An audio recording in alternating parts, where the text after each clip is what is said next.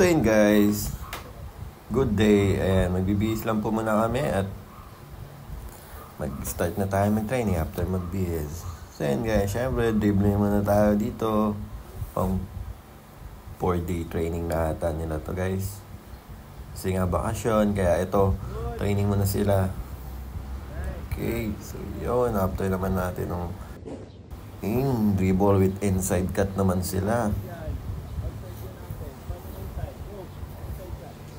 Ayun, seryoso. So yun guys, si Oliswell ay mukhang masakit yung paa niya kasi nga hindi siya masyado excuse me po, makapag-dribble na maayos. Nag-futsal training kami at nakapaglaro kami ng futsal, sumakit daw yung paa niya guys. So yun, kaya si Red na lang yung tinaruan natin. So after naman ng inside cut, so outside cut naman, pinapractice natin si Red mag-outside cut, dribble with outside cut. And guys, so ito si Red ay ang bunso kong anak na magsa 7 years old na to next month. So yun guys,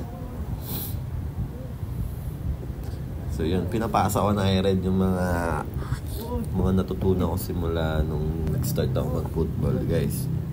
So, minsan ko lang sila masama sa training. Pag may pasok, hindi ko sila na isasama. Kasi nga, wala kami ditong venue sa San Jose del Monte. Or walang oval. May oval pala, walang football pitch. Kaya ganon. So, tiyatsaga namin mag-futsal. So, dati sinasama ko siya sa Malolos. Pero, sa sobrang layo kasi. Pagod din sila, tapos nakatulog sa biyaya. Hirap. So, ngayon, kaya hindi ko na sinasama. So, yun. So, gusto nila talaga. Parang na-amaze sila or basta yun. Na gusto na nilang maglaro. Kaya yun.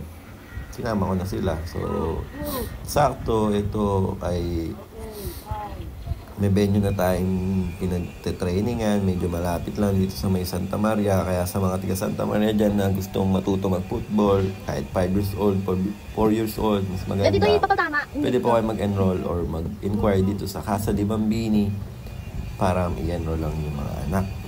Pwede rin po advanced training, kahit private training or group training ay pwede po dyan.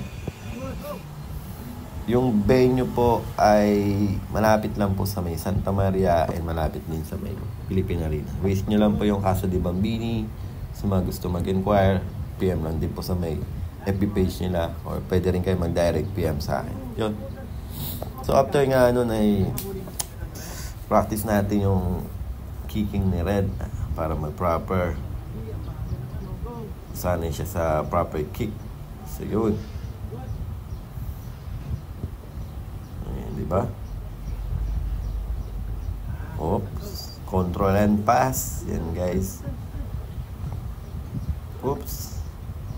Yun yeah, medyo natutuwa siya dyan. Kaya natutuwa rin ako, diba? Tutuwa rin yung tatay. Pag nakita natin natutuwa yung anak natin sa paglalaro. Kahit anong sports, diba? Yun. Yan guys, so. Uli.